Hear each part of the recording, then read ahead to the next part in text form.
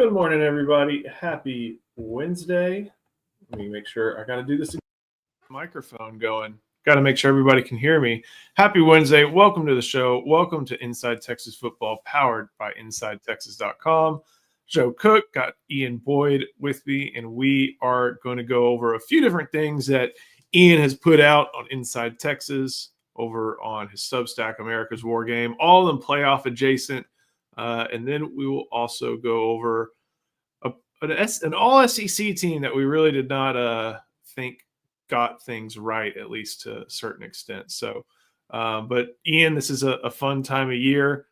Great time to subscribe to the channel, like the video. We'll be bringing it not just throughout portal season, and we'll try to answer as much as we can portal-wise, but we're going to be diving into stuff on the field a little bit more than portal recruiting. But if anything comes up, I'll be able to help out. Make sure you like this video, and make sure you head to InsideTexas.com. Heck, Eric Nalin is over there answering a Q&A right now here at 9:30 on Wednesday morning, getting in all your various portal stuff. So, Ian, I guess real quick on portal, any big defections from Texas that have caught your eye yet, or nothing to really worry about?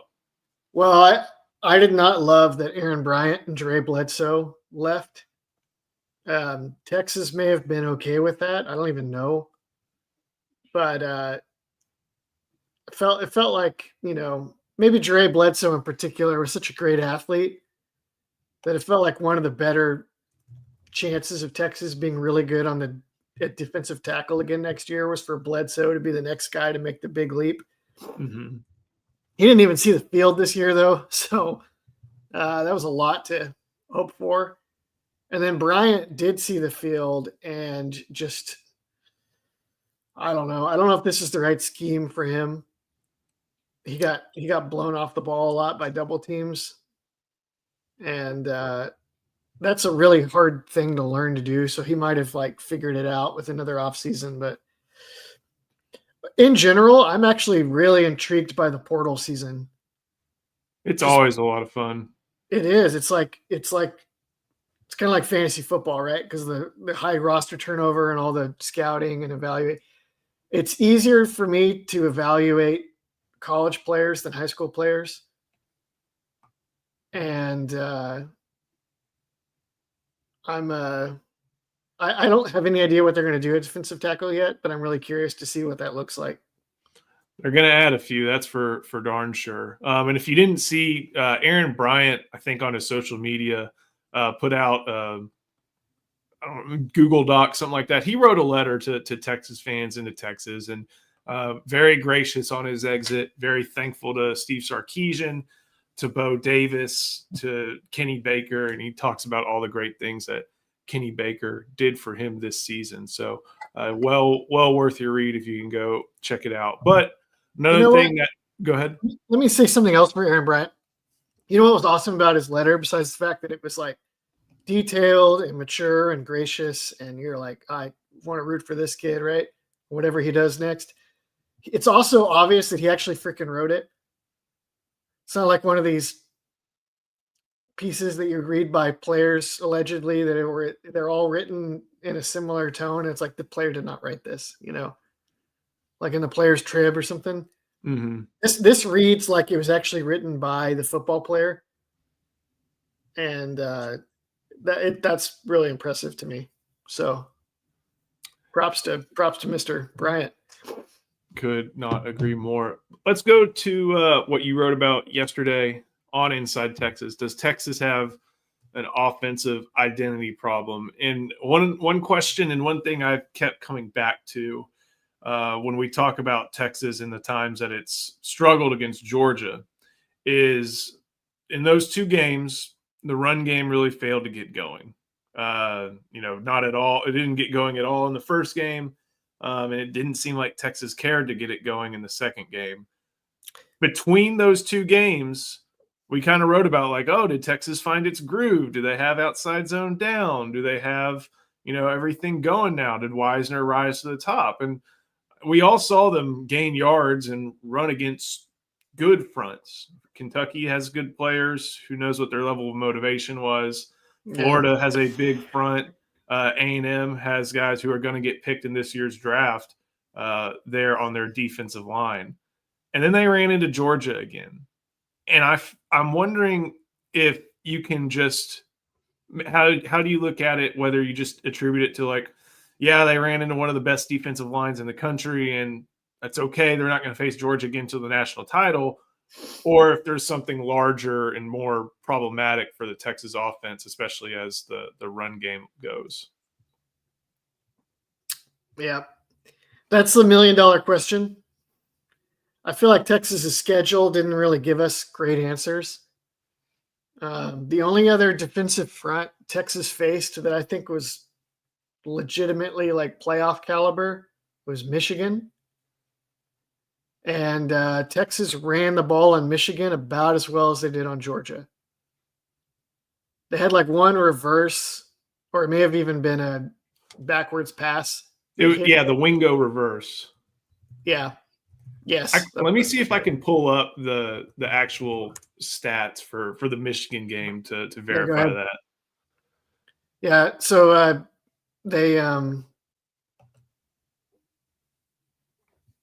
that was the only other test. Like Texas A&M, they have really good players on the D line, but their run defense was not very good. And Kentucky, same deal. They had some individual players, but that just wasn't there. And so, like, we know that there's an enormous gap between Georgia and all these other run fronts that Texas smashed. And we don't know where on the spectrum in between that Clemson or Arizona State or Oregon or Notre Dame or any of the other schools that Texas might draw. We don't really know where they are in that spectrum. I mean, we can guess. I'm trying to guess. I'll try to get a better guess as we approach the game. Maybe I'll start with Clemson, obviously. I think right now a lot of Texas fans are like, well, okay, fine. Georgia with their horde of 5-star defensive linemen, fine. But they're not. Texas isn't going to face that again unless they face Georgia again. And it's like, I don't know exactly how true that is. I mean, I know that's true to some extent, but I don't know if it's true to a great enough extent for Texas fans to feel great. Does that make sense?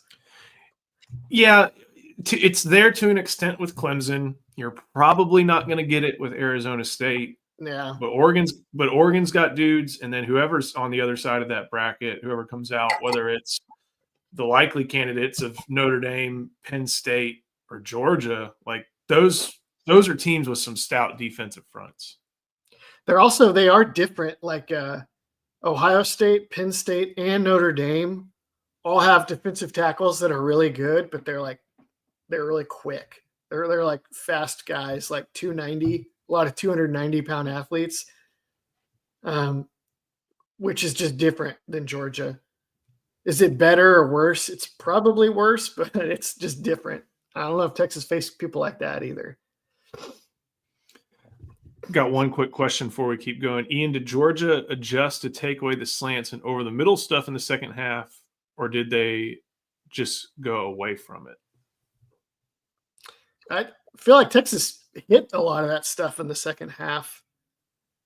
So I don't think Georgia – I want to say that they didn't necessarily adjust and take it away.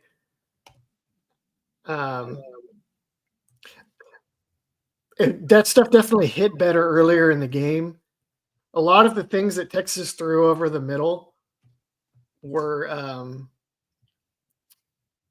I would call them shot plays. They're not really what people think of with a shot play. But by that, I mean that Texas schemed a specific primary receiver open.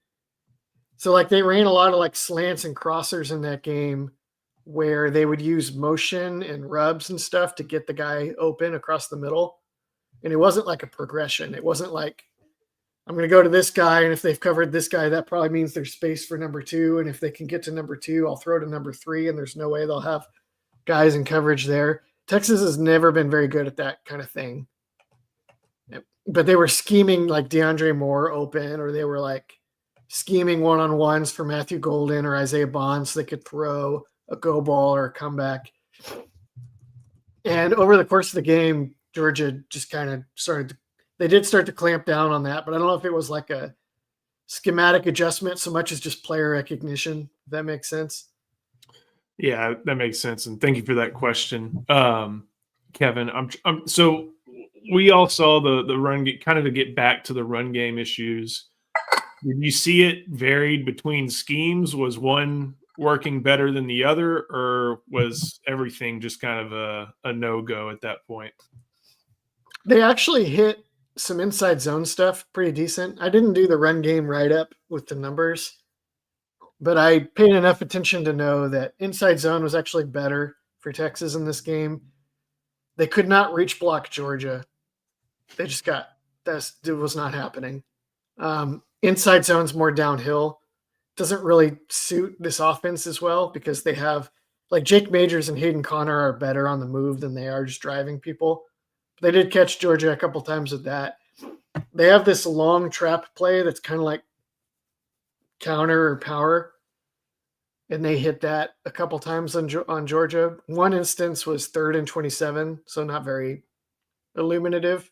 But they had other times where they ran it where it was effective.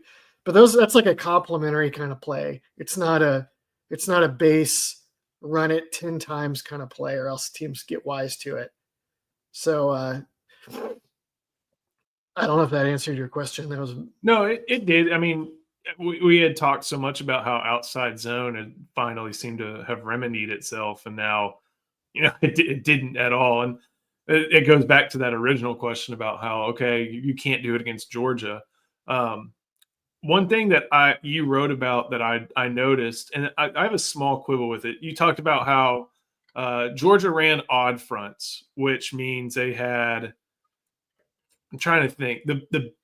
It looked like the old defense. It looked like that defense Craig Nivar ran against Utah in the Alamo Bowl, where you got 4-eye, nose, 4-eye, and then you had Joseph Osai finally there on the edge to create a 4-man front, but it was an odd front.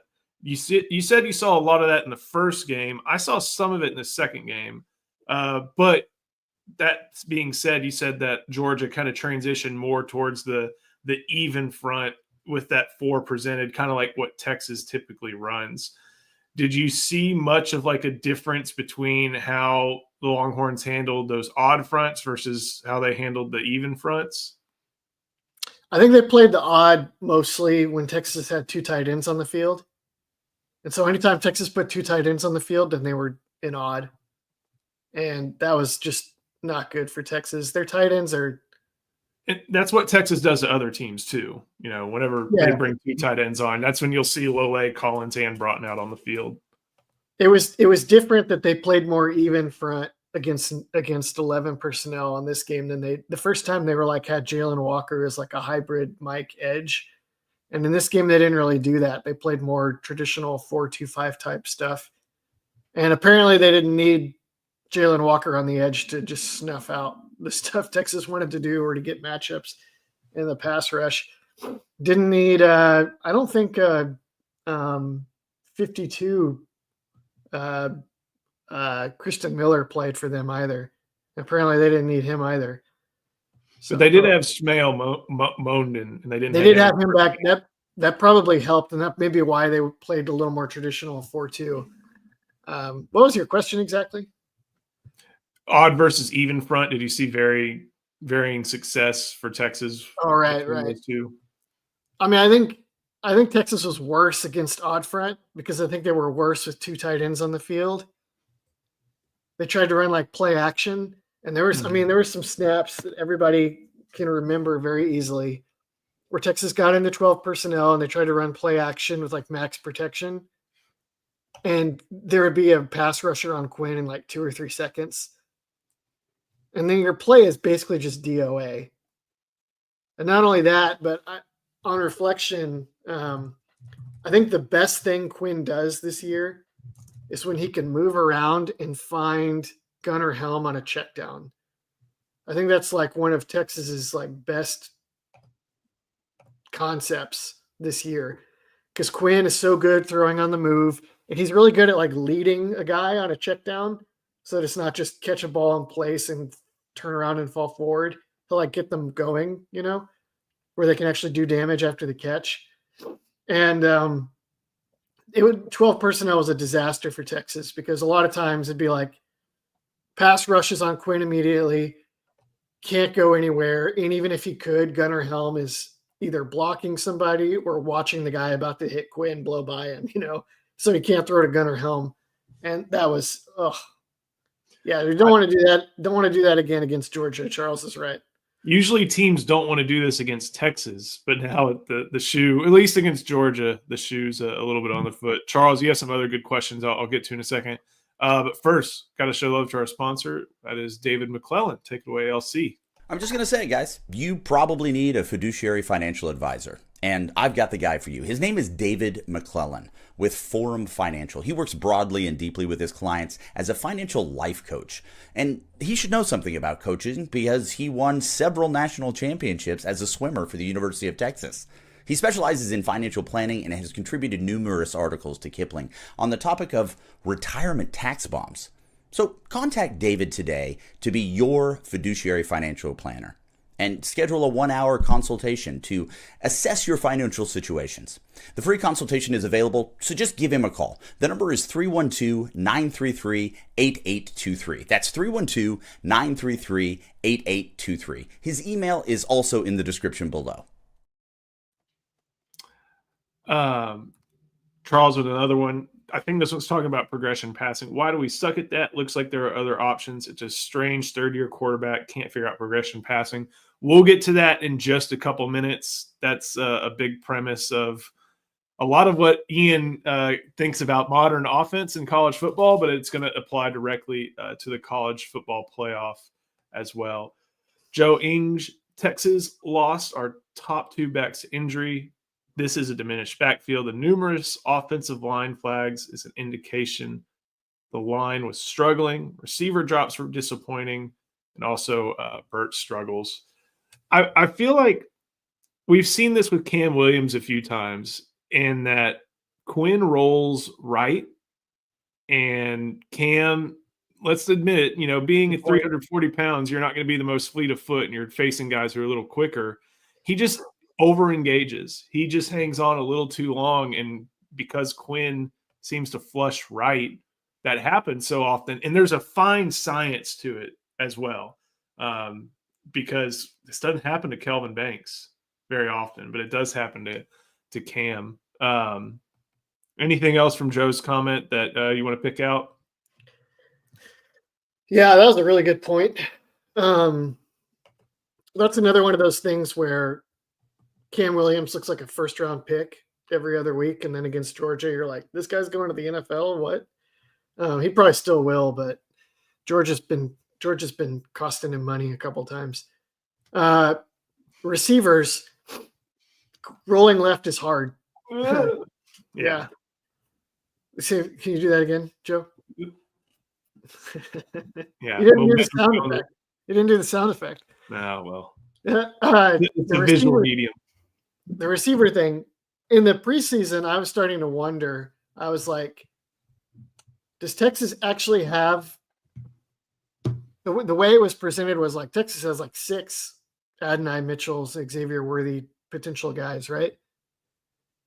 And I heard that, and I was reminded of my offseason rule that the more guys you hear, the more players a coach or an insider has to mention to talk about replacing 1 or 2 guys, the less likely it is that you're going to replace them, And so I was like, does Texas really have 6 awesome guys that are ready to have like an NFL draft season? Or do they have like 6 pretty good guys and no actual the guy at receiver? And I think it was that. I don't think Texas actually had any one great receiver this season on the team, except probably for Isaiah Bond, who's been injured and is now looks like, I don't think we've gotten any details, but it's definitely some concern about whether he'll play against Clemson, right? Yeah, I just don't think the receivers are, I think they have guys that might be really awesome in the future, but I don't think they had anyone as good as Worthy, and I don't think they had anyone as good as Adonai Mitchell. And that, Hey, that's a first rounder and a second rounder. I mean, like Wingo, I think could be better than either of them in a year or two. But and Moore and Golden are both really good, but they're not quite. That did prove to be a step down from last year, obviously, as was running back, obviously. But they're still trying to make the most of it. I guess one thing, and I saw Paul talk about this, and I think you came to this point in your article. It's like, how do you fix it? I mean, you're not going to be deploying a brand new scheme really here. Do you just hope that you block better, that you execute better? I mean, I'm not sure. I'm trying to think of what fixes may be for this problem, at least as far as the run game goes. No, they're not going to fix the run game. It's just, I think that's just going to be a opponent. The opponent will determine the success of the run game. There's things they could try in the passing game. They could try to be a little more spread oriented. I think that's a kind of boom or bust for Texas if they do that. To me, that's where you would explore upside, is you just run more spread stuff. Get Hellman space more instead of blocking. Try to let Quinn, if Quinn can maybe move around a little better in a couple of weeks, that seems pretty likely. Maybe he can take the boot off.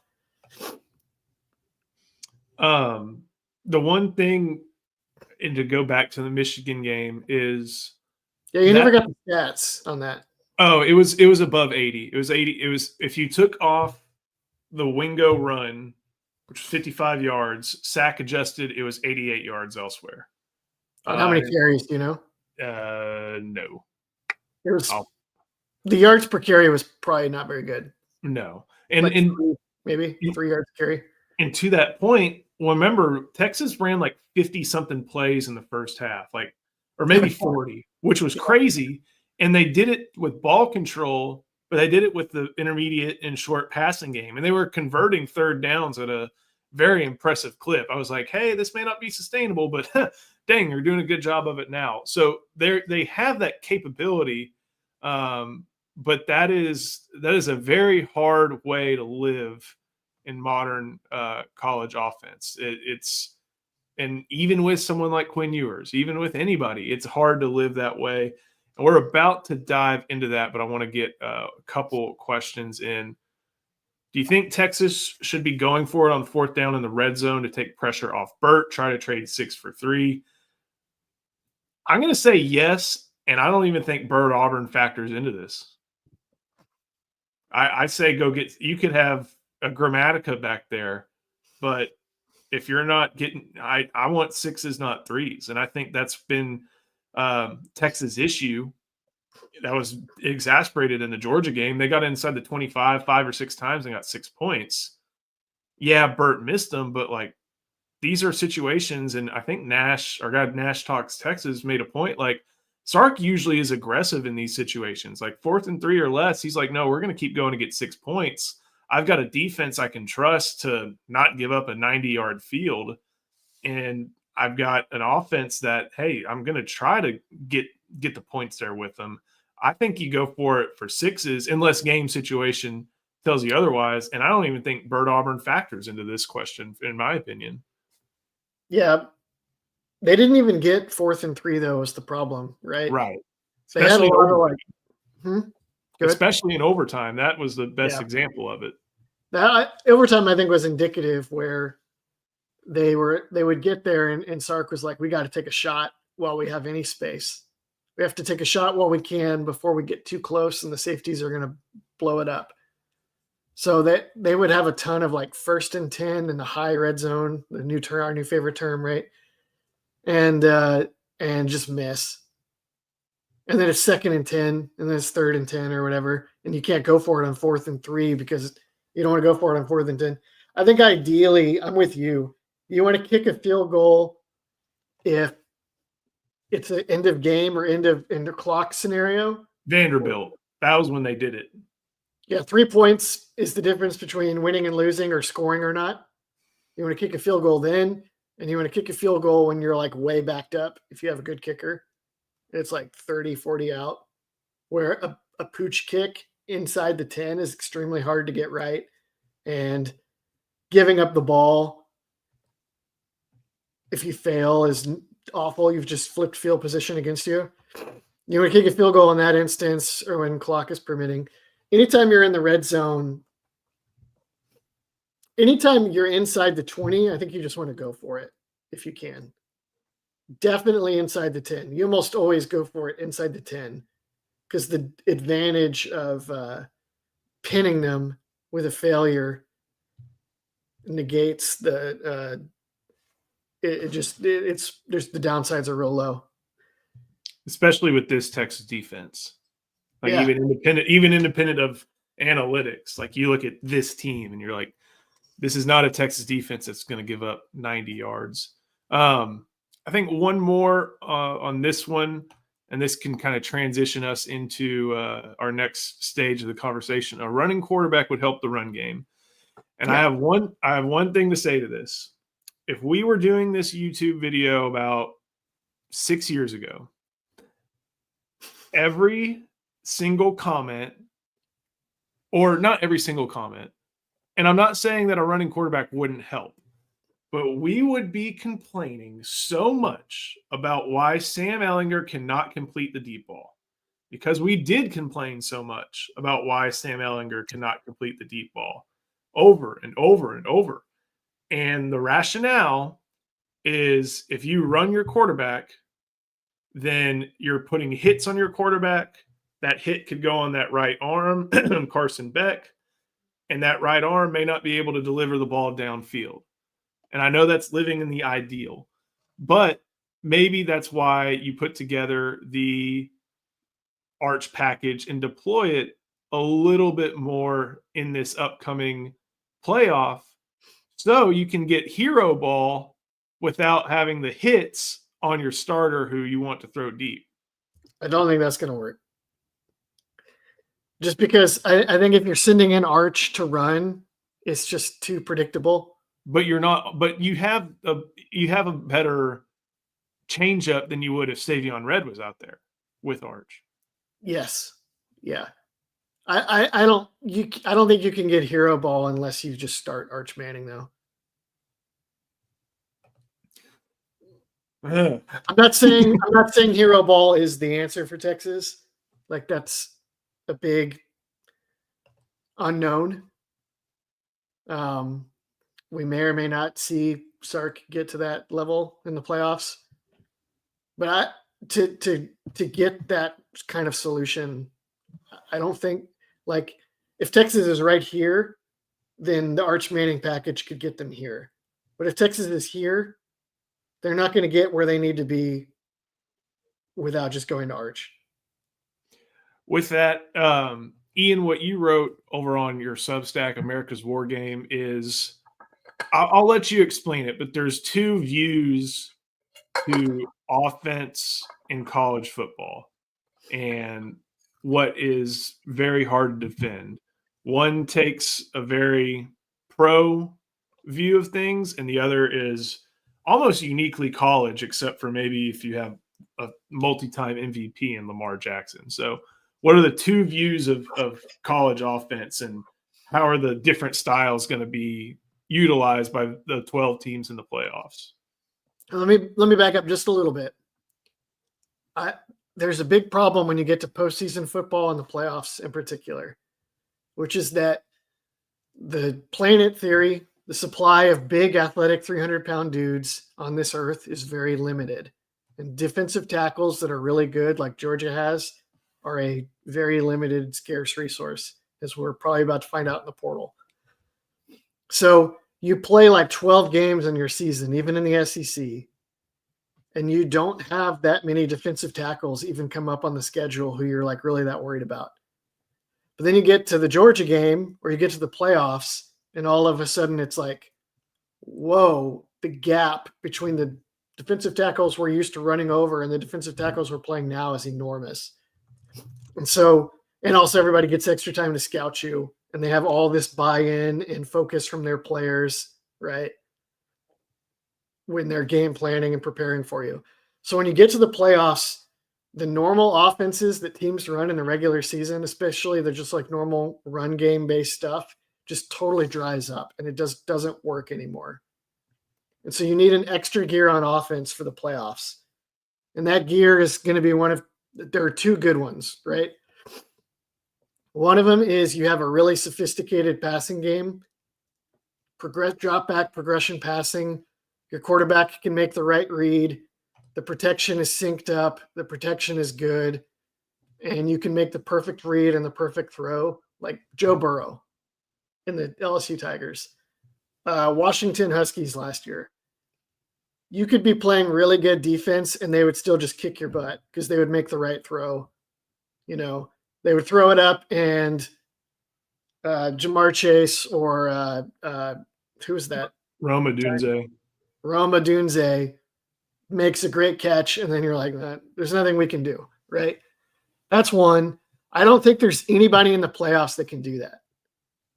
There's nobody on that level on offense that has like a pro spread passing game that's just going to chew you up no matter what, and they're going to force you to play like dime defense or like get way out of your comfort zone to try to stop them, and you're still going to fail. That's not really there.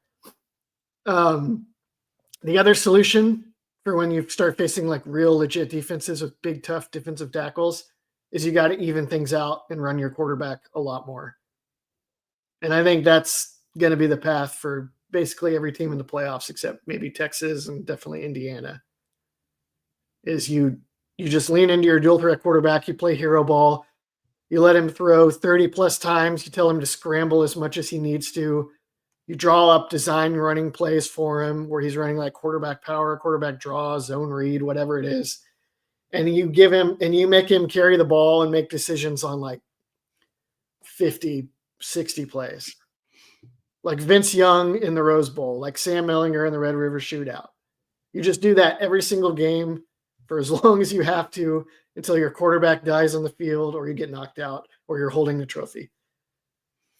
So we'll go through the playoff field and give me a yes or no, because we have people who listen, on whether these teams do hero ball or if hero ball will be their path going forward. Clemson? 100%. All right, there we go. Klubnik is ready to die on the field at DKR. Yes. SMU? Yes. Yep. Their baseline is basically hero ball. So. SMU and Indiana are here because of it. Not Indiana. Really? Less so with Rourke? Rourke is, have you seen him much? He's like statuesque. Your description's pretty good. Nico, not as much. I think they will do that as necessary. I think Nico could do that. They've tried to not do that. I think that they will lean into that as needed and run him. If they have to run him 15 times to beat Ohio State, then they will. Will Howard, Riley Leonard, Drew Aller, Sam Levitt, Maddox Madston, all yes. Ohio State doesn't do that. But they should. They should. Yes. They could, but they don't really do that. They did try to run a couple quarterback run things against Michigan and got stuffed. That wasn't really the right answer for Michigan. They should try to expand that against Tennessee or somebody, but I don't know. Ryan Day is all in his head. I don't think that's going to end well. Stockton, Gabriel's a little bit of an in-between on that one. Stockton's an unknown, and then Ewers, they don't run them like that. So Ewers did make, so he made 46 pass attempts against Georgia and he got sacked 6 times. So that's 52. So that's actually a really high usage rate and ask of your quarterback. It's not hero ball like we've talked about it, but that is trying to put a crap ton on your quarterback's shoulders. And Texas probably will do that, or they'll do situational arch, or they'll just have to yank Quinn and put Arch in maybe. I don't know if they would do that. I think maybe they would if they were losing. Somebody asked above, can we go to that question about the Chris Leak, Tim Tebow thing?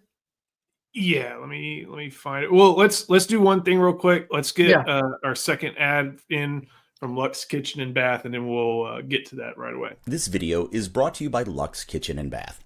Luxe has been offering high-end kitchen and bathroom remodels for 3 generations throughout the greater Austin area. With 5-star review after 5-star review on Google and Facebook, and an A+ rating from the Better Business Bureau, you can put your faith in Luxe Kitchen and Bath's award-winning designers and skilled craftspeople to bring to life that dream vision of your special home. But that's not all. Luxe's all-star team provides full remodels, large additions, and even commercial build-outs as well. So call Luxe Kitchen and Bath at 833-358-LUXE today. Or visit luxekitchenbath.com to discover where quality meets luxury and begin the process of transforming your home. Get a free quote today by calling 833-358-LUXE. That's LUXE. Or by visiting luxekitchenbath.com. Link in the description. All right, so let's do the Leak Tebow thing, and I think there's one thing we have to mention is that Arch is a great athlete. I don't know if freak athlete is quite the description quite yet, but we may be forgetting, with 20 years, almost 20 years gone, that Tim Tebow was a freak athlete. And that's really, however big he was, 6'4", 235 pounds, like that's what made, in my opinion, a lot of the Leak Tebow back and forth so unique. Also the novelty of it at the time. So we got to remember that Tim Tebow is literally one of the best athletes to step on a football field, on a college football field of the past 25 years and maybe further back. So I think there's a big distinction there. But what are some other possible distinctions? That feels a little strong. He was an awesome athlete. He's a much better athlete, I think, than people remember. Like, I remember one time I compared Ellinger to Tebow, and Paul was like, that Tebow had like a 37-inch vertical, right? Mm-hmm. So he was a unique athlete. Here's the line in that game when they beat Ohio State for the national championship. Chris Leak was 25 for 36 for 213 passing yards, 1 touchdown, 0 picks. Tim Tebow threw 1 yard, a 1-yard touchdown pass in his only attempt. That was the jump pass, right? Yep. And then he otherwise ran the ball 10 times for 39 yards and a touchdown.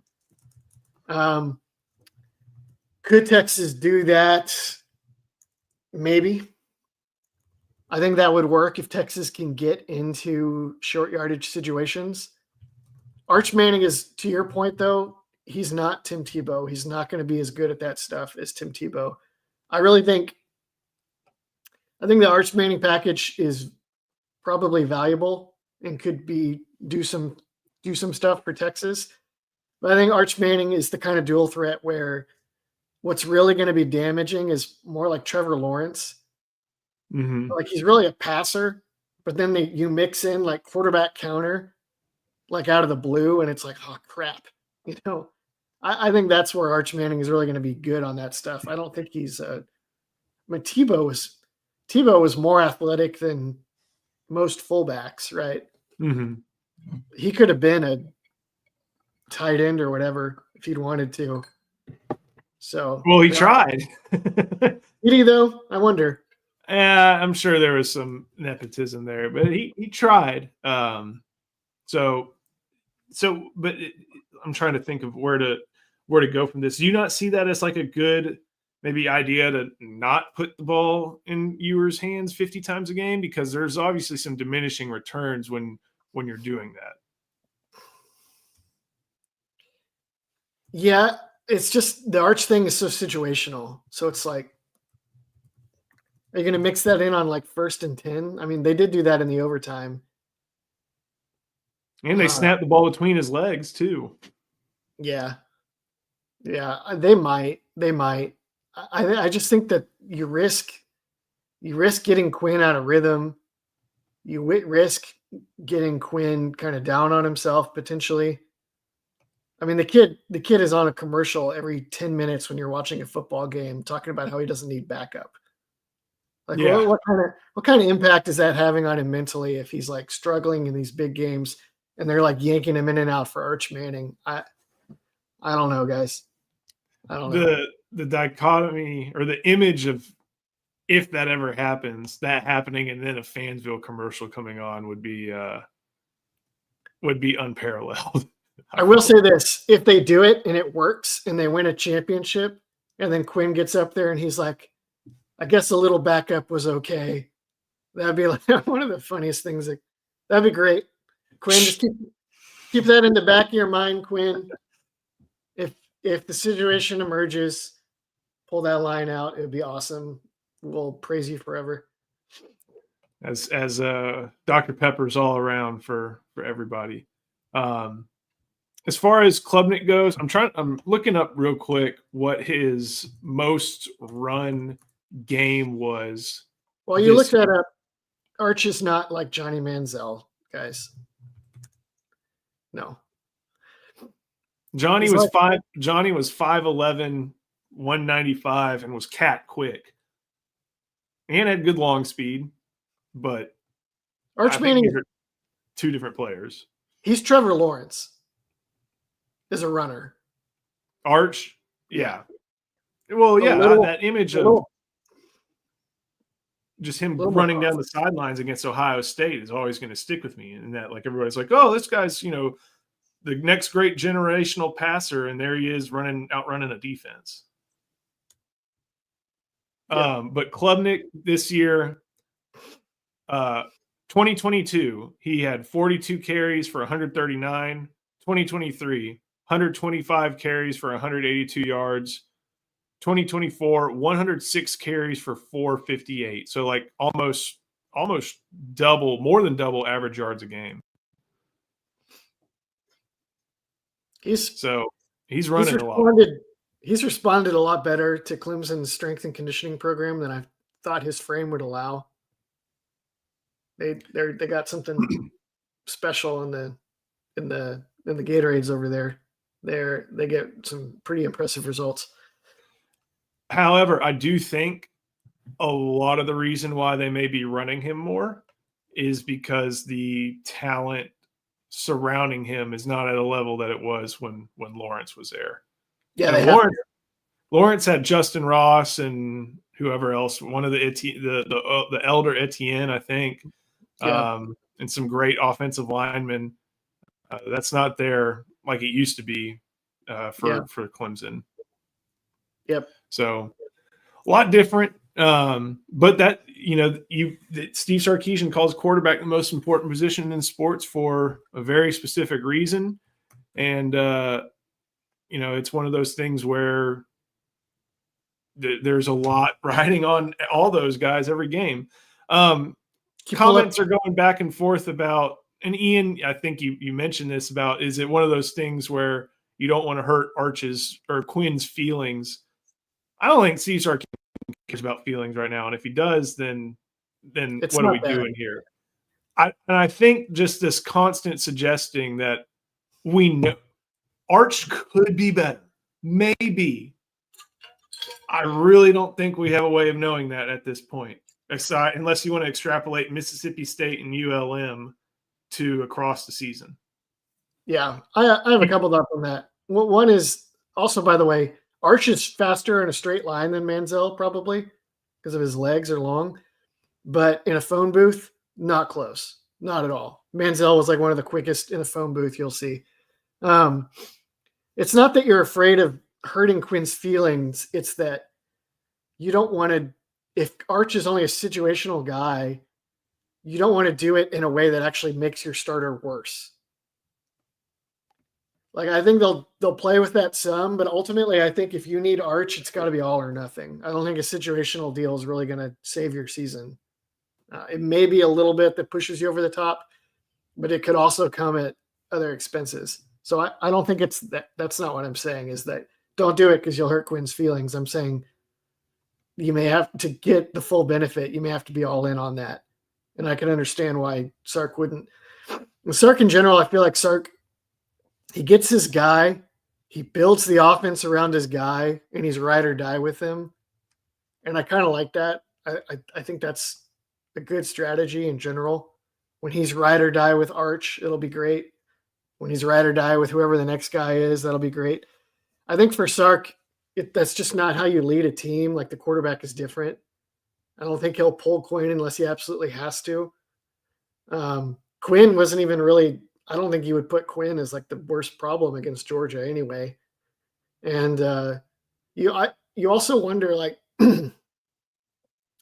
they rep Quinn offense all week, every week. They have a huge playbook of Quinn playbook. And so I think, like, switching to Arch and trying to make the most of Arch is not as simple as like when you're playing Madden and you just switch the playbook and you switch the quarterback. Yeah. You only get, really 8 hours of practice a week. So have to keep that in mind. I think that's good to wrap up there, because we can do Quinn versus Arch till the cows come home, and we want to, figure out how to do something else for a living. So we'll do. Gotta give Quinn his chance, people. Gotta give him his chance. Yep, exactly. All right, let's get angry about something else, and that is the All SEC team. Texas and Georgia were the two teams in the Southeastern Conference championship game. Kelvin Banks, Tate Ratledge, Jahdae Barron, Georgia's long snapper, Georgia's kickoff specialist. So 3 players who are on the field regularly for the Longhorns and the Bulldogs, those were the only 3 members that made the first team. And 2, one was a kickoff specialist, one was a long snapper. And this is something picked by the coaches. Here, I forgot to get it pulled up. This is something picked by the coaches. Okay. Can I tell you something real quick? What do we got? I didn't tell Texas fans this, but my preseason All SEC ballot, I voted Jackson Dart first team, Jalen Milroe second team, I think, at quarterback. And I don't think that there's anything wrong with that. That was preseason, not postseason. What would you have done postseason? It's a good question. I wasn't prepared to answer that. Jackson Dart first team, no problem there. Even, Dylan Sampson, Jarquez Hunter, that's fine. It's really not now wide receiver. Texas fans don't have a lot to really complain about, although Golden's stats are pretty comparable to Ryan Williams. But there are some complaints around the SEC that the wrong 2 receivers were picked that I can buy. This one I'm a little bit curious about. And granted, I'm looking at it through burnt orange glasses too. And I'm glad that at least Gunnar Helm got the second team nod, because it was close. But I feel like when you are the leading receiver, the second leading receiver on a team in the playoff and in the SEC championship game in overtime for it, maybe that should have a little bit more than a 6-6 Vanderbilt team. That feels like trying to get Vanderbilt in here. That's what that feels like. Like, we can't put Diego Pavia, so let's put Stowers in. I'm with you. I think Gunnar Helm was better this year. Gunnar Helm had better stats, I think, as a receiver, and a lot more on his plate in terms of everything he was asked to do in the offense. So I don't like that. That offensive line looks good. Banks, Campbell, Booker, Ratledge, Mays. I think that's about right. Dylan Sampson, I guess all-purpose, that's returner. I'll go ahead and that. This is where I'm starting to get a little bit of problem. Like, weak. That is a stout defensive line, but that's one edge, that's 4 edges and a nose tackle? It's a unique configuration. Well, and see, these two were tied, so it should be 4. But even so, it's 3 edges and a nose tackle, like position wise. This is where things get dumb. Whit Weeks had a great year. Jahad Campbell had a great year, but it was cut short. What did Danny Stutzman do to earn first team all SEC honors? Didn't he have like 1 million tackles and a 500,000 tackles for loss? Let's compare stats. Anthony Hill. I mean, stats only say so much. I understand that. Anthony Hill had 90 tackles, 16 for loss, 7 sacks, an interception, and 4 forced fumbles. Okay. Danny Stutzman, so 90, 16, 7.5. Danny Stutzman had 109, 8 tackles for loss, 1 sack, and did not participate in a turnover. I think Danny Stutzman belongs first team. I think Anthony Hill's linebacker play is overstated by the stats because he was a third down situational pass rusher, and he was really good at it. I think as a pure linebacker, this is going to make people mad, I bet. I think as a pure linebacker, Danny Stutzman is a much better player than Anthony Hill right now. I think as a impact player, Anthony Hill is like one of the best.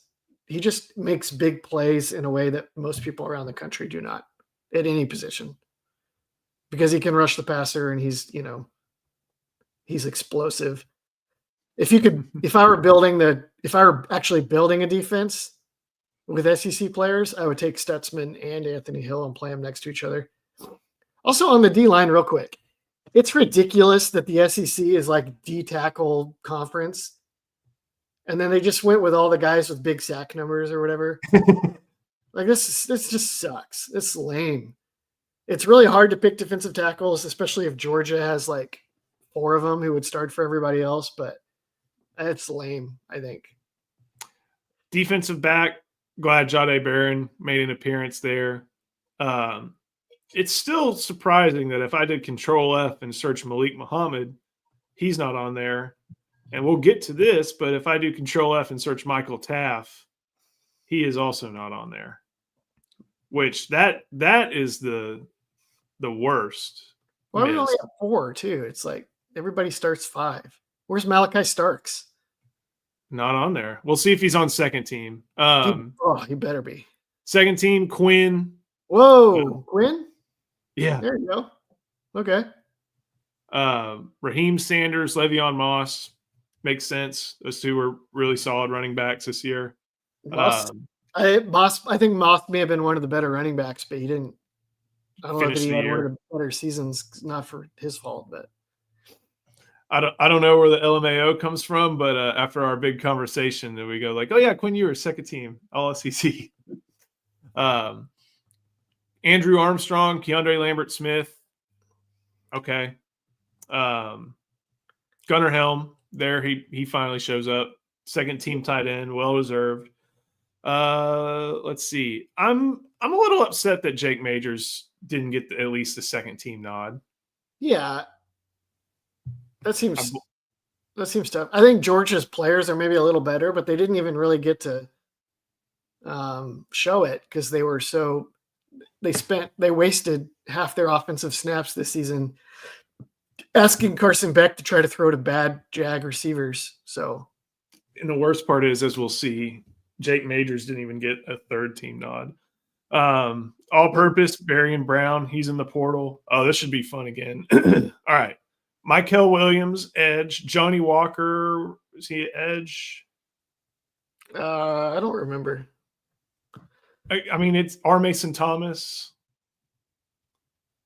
Like, these are okay. It's just jarring to not see Alfred Collins on here after the year he had. I would say I'd probably go Vernon Broughton first. Really? And either way. One of those 2. Hill, Jalen Walker, Pooh Paul. That's a first team all conference trio in any other league. Those 3 are, other than Stutzman, I still everybody craps on Stutzman because he's a Sooner, I think. I think Stutzman is legit. Jalen Walker and Anthony Hill are both like freak NFL weapons. Those guys are terrifying. And then Malachi Starks, Jermod McCoy, Will Lee, Isaac Smith. Still nobody from Texas. Starks, I think, is better than this.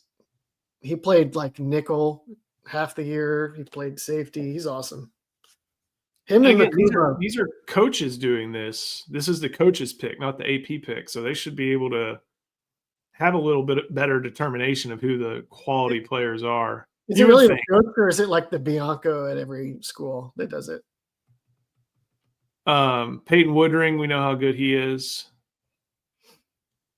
Vanderbilt's punter, congratulations. Vanderbilt's returner.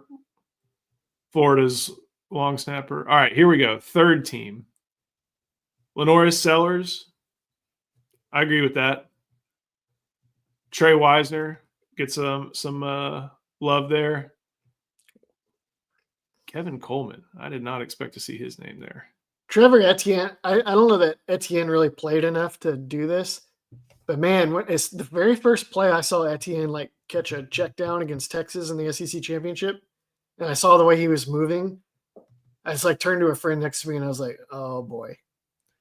He had 111 carries, 571 yards, 9 touchdowns. So he was a little bit of a touchdown hawk. Okay. Yeah. Trey Harris, Kevin Coleman, no problem there. Mason Taylor, no problem there. Zune, Simpkins, Carmona, Spraggins, Cox. Again, like, I don't know how you put a Kentucky guy in over Jake Majors. That's lame. Maybe I really don't know. Maybe like Cox is awesome, but that feels lame. Simpkins, again, like it's hard for me. It's hard to keep track of what's 17 times 5? Like a lot. 51 plus 34. Come on, I can do this. Is it 85? Yes, I think it is. Either 85 or 95. It's hard to keep up with 85 plus linemen. Yeah, sure. Here we go. Defensive line. I omit like basically the entire every pass rusher we forgot to mention. Say again. It's basically every pass rusher we forgot to mention in the first two. But it's also everybody from Ole Miss. And granted, I'm not going to say they didn't have a good defensive front this year because they did. But were all 4 of their defensive linemen like top 15 in the league or top 12 in the league? I think JJ is getting extra points for his Wildcat moonlighting. Centurion Perkins is like 6'2", 220 and basically just a permanent pass rushing linebacker. So I don't feel like that's like having Anthony Hill as a D lineman. Is not really. Chambliss, Lawson, sorry. No arguments there. Chambliss is, he's not really so he's a linebacker. Okay. You can see they just move guys around wherever they need to. Chambliss, Georgia had like 4 edges this year, and they moved all 4 into different positions and different stuff. I don't know where, so it kind of hurt Chambliss was on the field like half the time for them. Kind of like Barron Sorrell. Barron Sorrell probably could have been on this list, but Texas subbed him a ton. And then Andrew Makuba, Dan Jackson, Billy Bowman, Dalen Everett. Everett's great. Bowman's a good player. Makuba did well. Jackson played well, but you would have liked to have seen one of the highest graded players in the entire country maybe end up on there, Michael Taff. Yes. Makuba, though, I am glad Makuba made it. Makuba was awesome.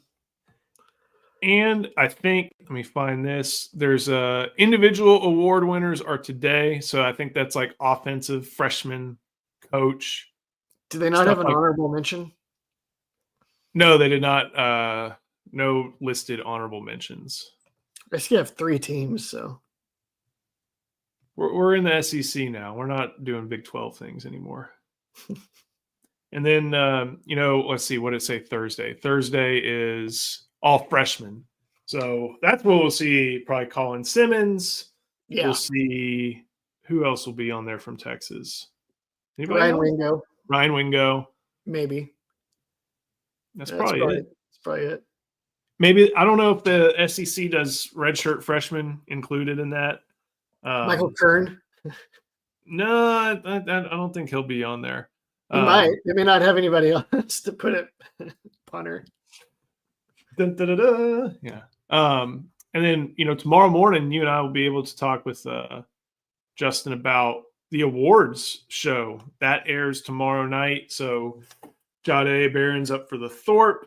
Kelvin Banks is up for the Outland. I'm not sure if they announce the Broyles tomorrow or not, but Pete Kwiatkowski should be up for that.